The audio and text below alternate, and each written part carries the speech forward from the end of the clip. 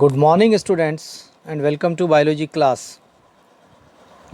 Our today's topic is DNA replication and we are studying lesson number 4, molecular basis of inheritance. This is very important lesson and this topic is also very important.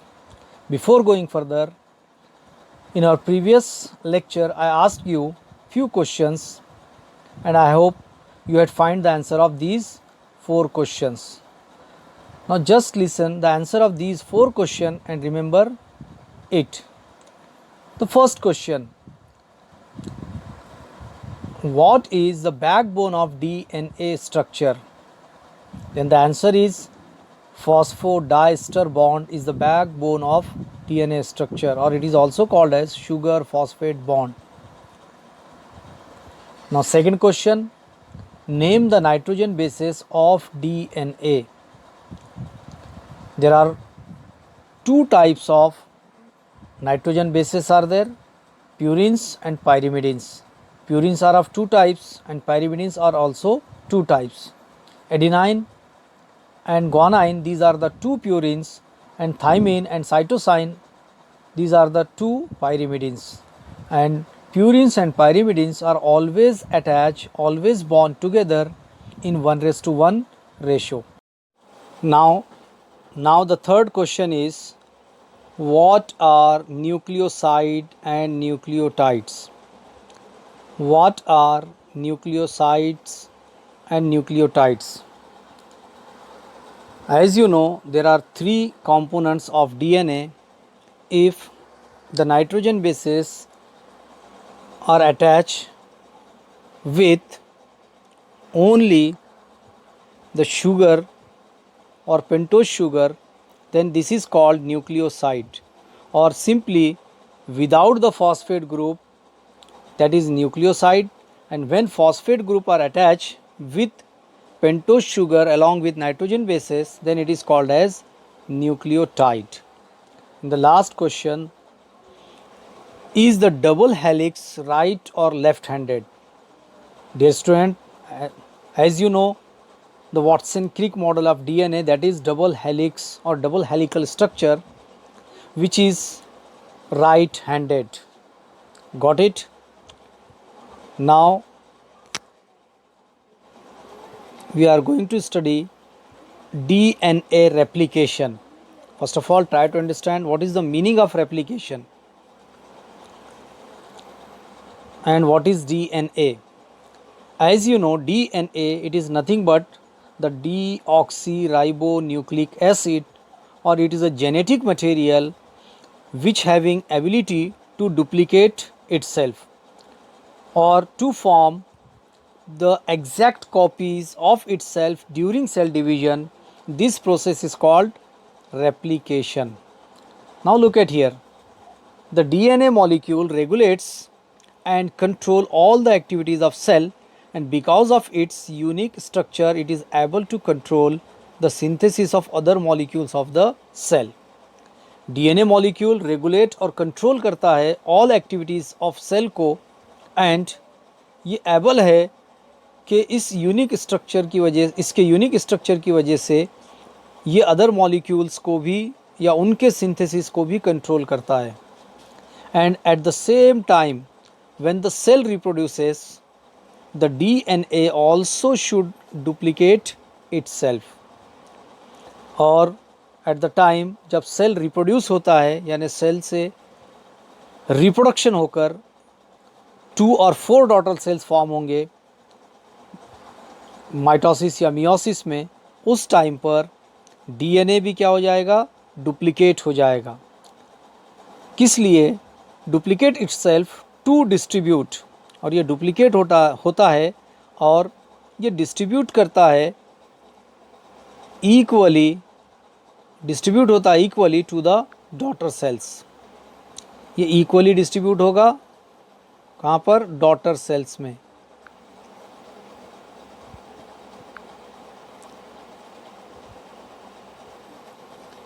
Look at here, duplicate itself to distribute equally to the daughter cells. As a carrier of genetic information, DNA has to perform two important functions.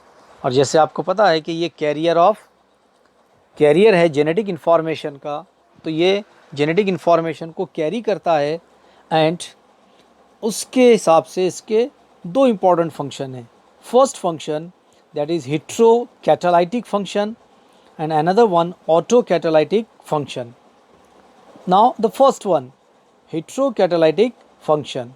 When the DNA directs the synthesis of chemical molecule other than itself. अच्छे से समझना है आपको कि when the DNA directs the synthesis of chemical molecules other than itself, such function of DNA are called heterocatalytic function. जब DNA direct करता है synthesis of other chemical molecules को या दूसरे केमिकल सब्सटेंसेस को डायरेक्ट करता है उसके सिंथेसिस को, तब या डीएनए खुद को छोड़कर दूसरे केमिकल मॉलिक्यूल के सिंथेसिस को जब डायरेक्ट करेगा तो ये इसका फंक्शन हेट्रोकैटालाइटिक फंक्शन रहेगा।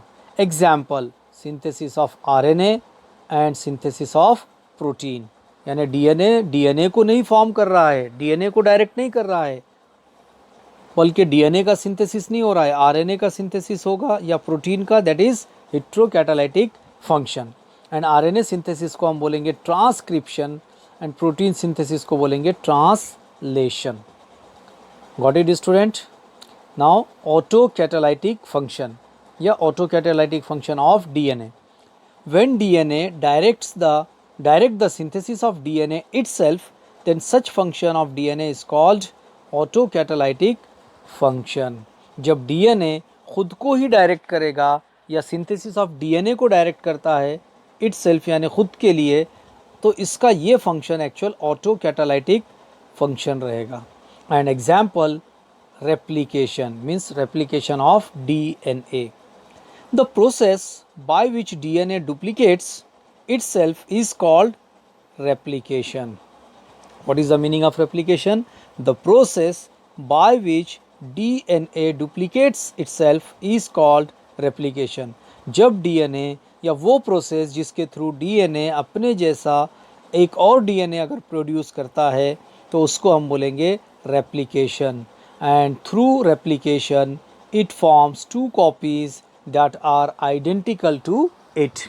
और इसके थ्रू ये दो कॉपीज़ बनाएगा, यानी एक पेरेंटल और दूसरा न्यू कॉपी, तो ये एक्चुअल आइडेंटिकल रहेंगे। आइडेंटिकल मीन्स सेम रहेंगे, एग्जैक्टली सेम, जेनेटिकल स्ट्रक्चर में भी, जीनोटाइप में भी और फिनोटाइप में भी, यानी एक्सटर्नल स्ट्रक्चर में भी और उसका जेनेटिक मेकअप में भी। Now look at here, in eukaryotic organisms replication of DNA takes place only once in the cell cycle. Cell cycle के टाइम पर या सेल साइकिल के दौरान यूकैरियोटिक ऑर्गेनिजम्स के अंदर डीएनए का रेप्लिकेशन सिर्फ एक बार होगा, ओनली वंस। और कब होगा? It occurs in S phase of interphase in the cell cycle. ये सेल साइकिल के एस फेज में होगा और सेल साइकिल के एस फेज या इंटरफेज के एस फेज़ में होगा। आपने देखा होगा सेल साइकिल, तो सेल साइकिल में बहुत सारे फेजेस आते हैं। इंटरफेज़, उसके बाद इंटरफेज़ का डिवीज़न होगा तो उसमें रहेगा एस फेज़, एम फेज़, जी फेज़ एक्सेट्रा, तो ये एस फेज़ में रहेगा। Now DNA replicates through semi conservative mode of replication. आप इसको अच्छे से याद रखेंगे कि डीएनए का replication semi conservative mode of replication रहेगा। अब इसको सेमी कंजर्वेटिव क्यों बोलेंगे? कि एक्चुअल डीएनए का एक जो फ्रैगमेंट रहेगा, एक स्ट्रैंड जो रहेगा वो ओल्ड रहेगा और सिर्फ एक स्ट्रैंड उसका न्यू फॉर्म होगा, इसीलिए ये सेमी कंजर्वेटिव है। एक ओल्ड को कंजर्व करेगा, एक न्यू फॉर्म होगा। आगे हम देखेंगे लैगिंग, लीडिंग स्ट्रैंड और उसके साथ साथ न्यू जो स्ट्रैंड्स फॉर्म होंगे, उसके बाद इसका जो रेप्लिकेशन रहेगा वो सेमी कंजर्वेटिव कहलाएगा। And the model for semi conservative replication was proposed by Watson and Crick on the basis of anti parallel and complementary nature of DNA strand. और इस मॉडल को वॉटसन एंड क्रिक ने इसको propose किया और उनका ये जो प्रपोज़ल था semi conservative model of replication और semi conservative replication of DNA, ये एक्चुअल एंटी पैरेलल और कॉम्प्लीमेंट्री नेचर ऑफ डीएनए पर बेस्ड रहा है। And the process of semi conservative replication is as follows. अब जो सेमी कंजर्वेटिव रेप्लिकेशन है ये एक्चुअल फॉलोइंग स्टेप्स में कंप्लीट होगा। ओके, इसके टोटल 7 स्टेप्स आते हैं। Got it student?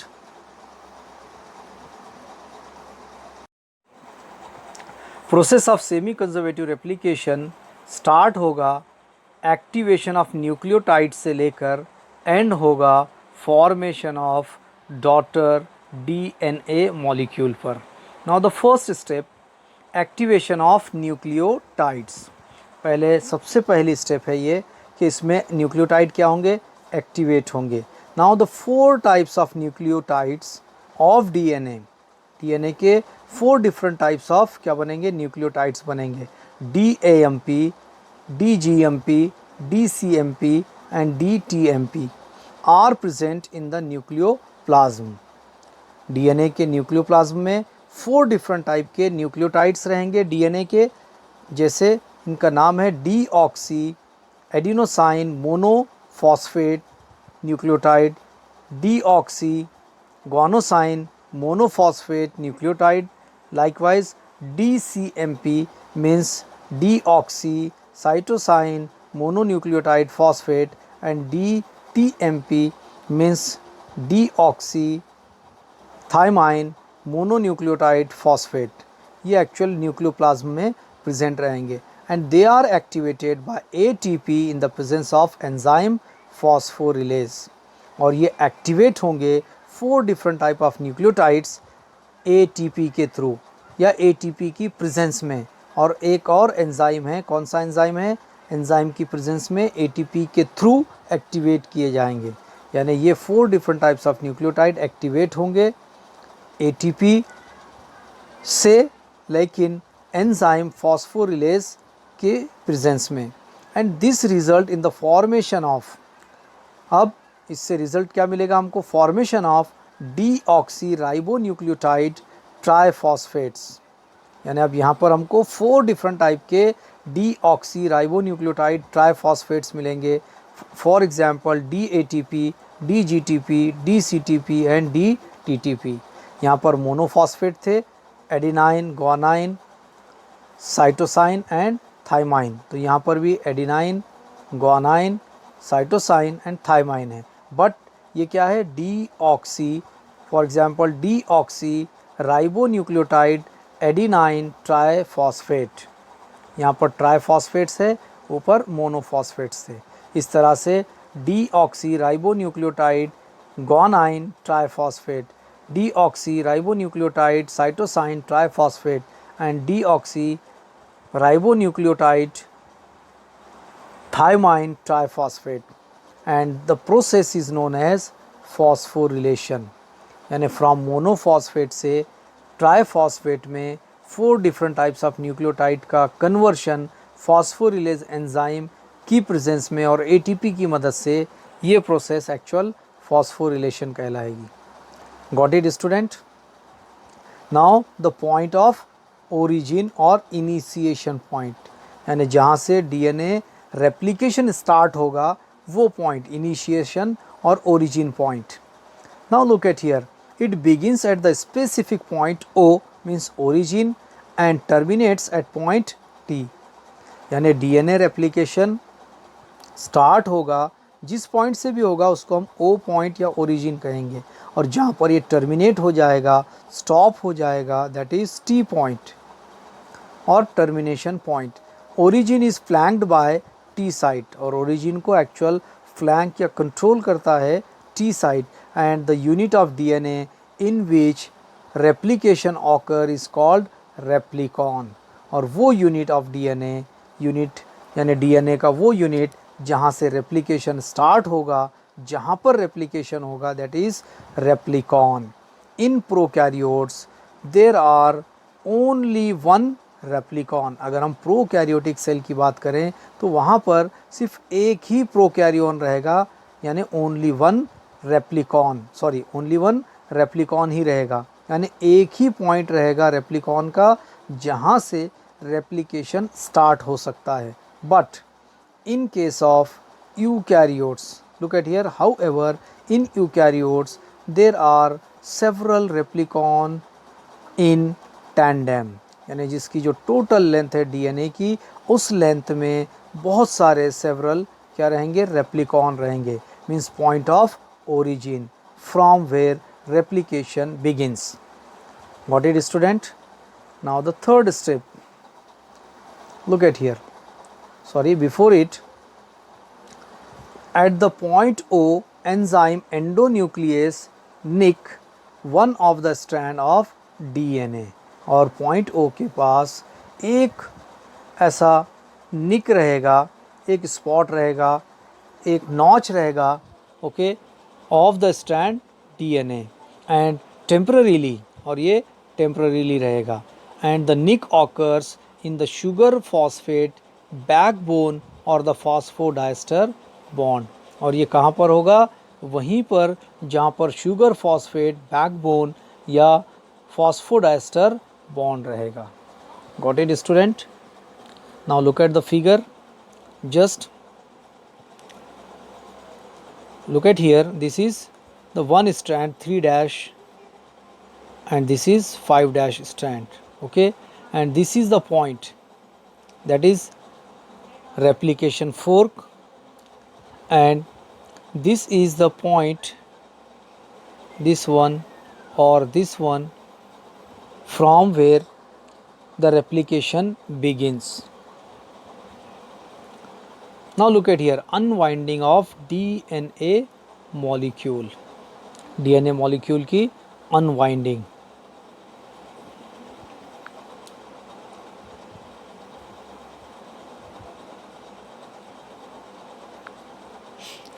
Now enzyme DNA helicase operate by breaking weak hydrogen bond in the vicinity of O, और अब जो है एंजाइम डीएनए हेलिकेस क्या करेगा, ऑपरेट करेगा किसको, breaking of weak hydrogen bond को, कहाँ पर, in the vicinity of O, यानी जहाँ पर ओरिजिन है उसके एरिया में, उसके नज़दीक में, vicinity means the area near, तो वहाँ पर ओ के नज़दीक के एरिया में ये स्टार्ट होगा, and the strand of DNA separate and unwind, और यहाँ पर क्या होगा, ये जो डीएनए स्ट्रैंड हमको दिख रहा है अनवाइंडेड, ये स्टार्ट होगा। The unwinding is bidirectional and continues as Y shape replication fork, और ये जो अनवाइंडिंग है ये कंटिन्यूस भी रहेगी, बाई डायरेक्शनल रहेगी, दोनों डायरेक्शन में रहेगी, एक स्ट्रैंड एक तरफ जाएगा, दूसरा दूसरी तरफ, दोनों डायरेक्शन में, एंड कंटिन्यूस रहेगी, और क्या बनाएगा, Y shape replication fork, and each separate strand acts as a template. अब ये जो दोनों सेपरेट हो चुके हैं, दिस वन और दिस वन, ये एक्चुअल क्या कहलाएंगे, टेम्पलेट्स कहलाएंगे, 1 and 2, these are the two strand are templates. Got it student? Now look at here, the two separate strands are prevented from recoiling by SSBP, single strand binding protein. अब ये जो unwinding है, look at here, यहाँ से लेकर यहाँ तक की अनवाइंडिंग, और ये भी अनवाइंडिंग, ये यहाँ पर स्टॉप हो चुकी है इस पॉइंट पर आकर, तो ये जो पॉइंट हमको दिख रहा है ये एक्चुअल एक तरह का SSBP प्रोटीन के थ्रू इसको बाइंड किया जाता है, यानी two separate strand are prevented from recoiling, इनको फिर से रिकॉइल होने से रोकेगा, यानी अनवाइंड हो चुके हैं, ये फिर से रिकॉइल ना हो, फिर से वाइंड ना हो, इसके लिए SSBP single standard binding protein इसको कंट्रोल करेगा, यानी इसके डिस्टेंस को कभी भी कम नहीं होने देगा, this distance. Now look at here, SSB protein remain attach to both the separate strand so as to facilitate synthesis of new polynucleotide strand, और ये SSB प्रोटीन हमेशा इसके साथ अटैच रहेगा सेपरेट स्ट्रैंड के साथ, और वो फैसिलेट करेगा सपोर्ट करेगा synthesis of new polynucleotide strand को, यानी जो न्यू पॉलीन्यूक्लियोटाइड स्ट्रैंड बनेंगे these are the new strands. ये जो न्यू स्ट्रैंड फॉर्म होंगे, इन न्यू स्ट्रैंड के फॉर्मेशन में ये हेल्प करेगा। Got it student? Now look at here once again the figure. There are two figures, semi conservative replication. This is replication fork. Look at here, this is replication fork, lagging template, leading template, and RNA primer, leading strand and lagging strand. आपको याद रखना है कि ये तो replication fork है और ये जो दो स्ट्रैंड है 3' और 5', ओके। 3' को हम बोलेंगे लीडिंग टेम्पलेट और 5' को लैगिंग टेम्पलेट, और लीडिंग टेम्पलेट के साथ लीडिंग स्ट्रैंड फॉर्म होगा और लैगिंग टेम्पलेट के साथ लैगिंग स्ट्रैंड फॉर्म होगा। यानी जो डीएनए के साइड में जा रहा है दैट इज़ लीडिंग टेम्पलेट, और जो डीएनए से आउटसाइड में जा रहा है ये लैगिंग टेम्पलेट है। नेक्स्ट आप यहाँ पर देख रहे हैं ये 2 न्यू स्ट्रैंड फॉर्म हो चुके हैं, 2 न्यू स्ट्रैंड्स, ओके। यही एक्चुअल क्या है, ओकाज़ाकी फ्रैगमेंट कहलाएंगे। Look at here, Okazaki fragment. ये भी new strand means it is nothing but Okazaki fragments. Got it student? Now look at here to the another step, that is the 4th step, replicating fork.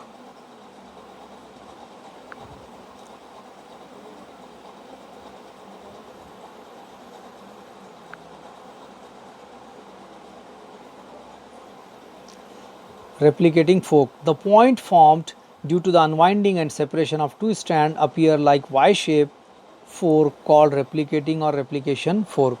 वो point जो तैयार होगा unwinding से DNA की, जहाँ पर 2 स्ट्रैंड क्या होंगे, अपीयर होंगे लाइक अ वाई शेप। आपने देखा कि रेप्लिकेटिंग फोर्स पर क्या होते हैं, ऐसे वाई शेप 2 स्ट्रैंड दिखते हैं, दैट इज़ रेप्लिकेशन फोर्क और replicating fork. The unwinding of strands imposes strain which is relieved by super helix relaxing enzyme। और ये जो अनवाइंडिंग है स्ट्रैंड्स की, ये एक्चुअल एक एंजाइम के थ्रू क्या रहेगी, रिलीव होगी, that is super helix relaxing enzyme. Now next topic है 5th topic, synthesis of new strand. अब न्यू स्ट्रैंड कैसे फॉर्म होगा?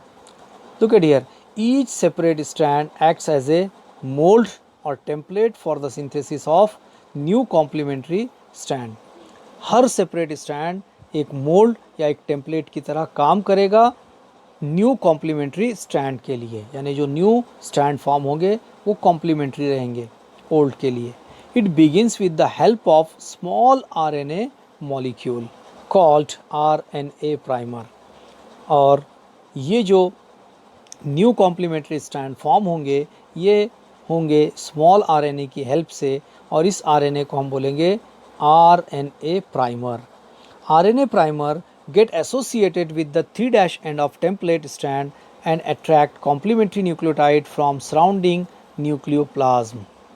Now look at here, the RNA primer associated with the 3' end of template strand, यानी वो RNA primer जो associate रहेगा 3' and पर template के स्ट्रैंड के, वो एंड क्या करेगा, attract complementary nucleotide from surrounding nucleoplasm. और वो क्या करेगा, सराउंडिंग न्यूक्लियोप्लाज्म से अट्रैक्ट करेगा कॉम्प्लीमेंट्री न्यूक्लियोटाइड्स को, and these nucleotides molecule bind to the complementary nucleotide on the template strand by forming hydrogen bonds।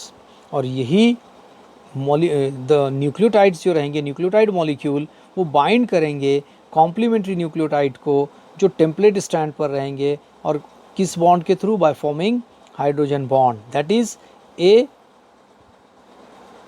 Bond with T bond with A sorry, or T bond with A, G bond with C and C bond with G.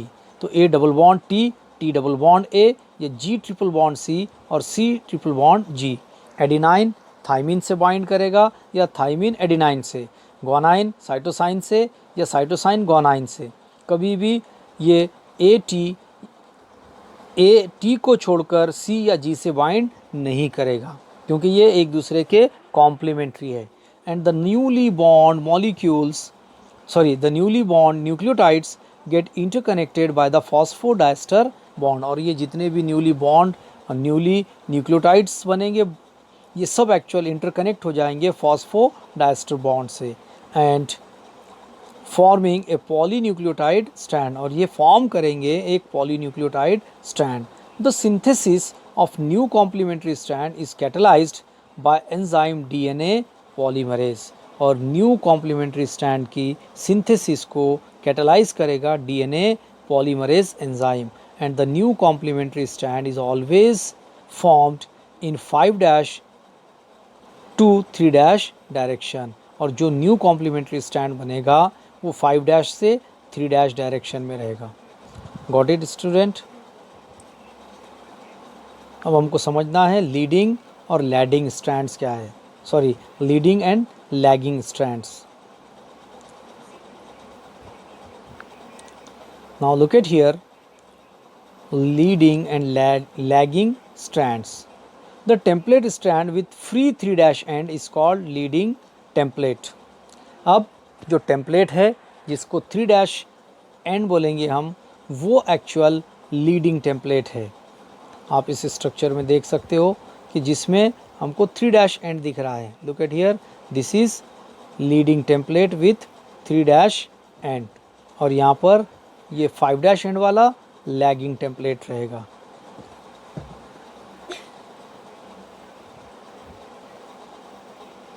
Leading and lagging strands. Now look at here. The template strand with free 3' end is called leading template and with free 5' end is called lagging template.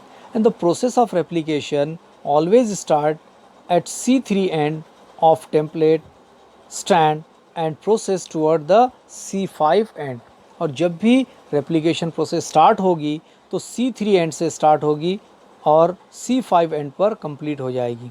As both the strand of the parental DNA are anti-parallel and new strands are always formed by 5' to 3' direction. अब जैसे दोनों जो strand है, both the strands of the parental DNA they are anti-parallel.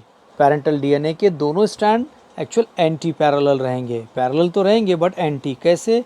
यहाँ देखिए, for example ये दो strand है तो ये इसका साइड 3' रहेगा, ये 5' और ये 5' रहेगा और ये 3' रहेगा. यानी एक्चुअल ये दोनों पैरेलल है एक दूसरे के बट एंटी पैरेलल है. यानी 3' के अपोजिट में 5' और 5' के अपोजिट में 3' रहेगा. One of the newly synthesized strand develops continuously towards the replicating fork is called leading strand. अब जो newly synthesized strand है जो डेवलप होता है continuously replicating forks की तरफ, वो actual leading strand रहेगा. And another new strand that develop discontinuously away from the replicating fork is called lagging strand. तो यहाँ पर आप ऐसे समझ सकते हैं कि एक जो लीडिंग स्ट्रैंड है ये एक्चुअल डेवलप होगा रेप्लिकेटिंग फोर्स की तरफ. This is replicating force means leading strand. और ये जो रेप्लिकेटिंग फोर्स से दूर जाएगा away from replicating force, that is lagging strand. Got it student? Now the small topic is there, maturation of Okazaki fragment. Look at here, DNA synthesis on lagging template takes place in the form of small fragment called Okazaki fragments. DNA synthesis जो lagging template पर तैयार होगी small fragment की शक्ल में, form में, तो ये एक्चुअल रहेगा Okazaki fragment. और ये नेम कैसे आया? Named after the scientist Okazaki. ये जो नेम इसको दिया गया, ये एक साइंटिस्ट के नेम के थ्रू, यानी उस साइंटिस्ट का नेम है Okazaki. Okazaki fragments are joined by enzyme DNA ligase. और ये छोटे छोटे फ्रैगमेंट्स जो फॉर्म होंगे, ओकाज़ाकी फ्रैगमेंट्स, ये एक दूसरे से जॉइन किए जाएंगे एंजाइम डीएनए लिगेज के through. And RNA primers are removed by DNA polymerase and replaced by DNA sequence with the help of DNA polymerase 1। और जो आरएनए प्राइमर है, जो आरएनए प्राइमर्स है वो रिमूव्ड होंगे डीएनए पॉलीमरेज के थ्रू, रिप्लेस्ड किए जाएंगे डीएनए सीक्वेंस के थ्रू और with the help of DNA polymerase 1। And in prokaryotes and DNA polymerase alpha in eukaryotes. Prokaryotes में डीएनए पॉलीमरेज 1 रहेगा और यूकैरियोट्स में ये डीएनए पॉलीमरेज अल्फा रहेगा। Finally DNA gyrase topoisomerase enzyme forms double helix to form daughter DNA molecule। Finally last में DNA जो gyrase है, DNA gyrase enzyme, ये डबल हेलिक को फॉर्म करेगा और जिससे डॉटर डीएनए मॉलिक्यूल फॉर्म होगा। Got it student? Look at here the last one, that is formation of daughter DNA molecules. At the end of the replication, two daughter DNA molecules are formed। और जब इसका and हो जाएगा तो two daughter DNA molecule form होंगे। In each daughter DNA one strand is parental and the other is totally newly synthesize. मैं इसको repeat कर रहा हूँ। In each daughter DNA one strand is parental and other is totally newly synthesized. Thus, the 50% is contributed by mother DNA, hence it is described as semi-conservative replication. Remember it, जब daughter DNA molecule form होता है तो उसका 50% ये mother DNA रहेगा, इसीलिए इसको हम सेमी कंजर्वेटिव रेप्लिकेशन कहते हैं। इस पर आपको क्वेश्चन आ सकता है कि एक्चुअल में ये सेमी कंजर्वेटिव रेप्लिकेशन क्यों है। तो एक स्ट्रैंड जो रहेगा, वन स्ट्रैंड इज़ पैरेंटल, एक पैरेंटल स्ट्रैंड रहेगा और दूसरा टोटली न्यूली सिंथेसाइज रहेगा। इसीलिए 50% ये मदर डीएनए से आएगा और 50% न्यूली फॉर्म होगा। दैट इज़ और so it is called as और described as semi conservative replication of DNA. Got it student? इस टॉपिक से रिलेटेड है, आपके कुछ डाउट्स या क्यूरीज तो आप पूछ सकते हैं। You can ask me if you are having any doubt, any difficulty.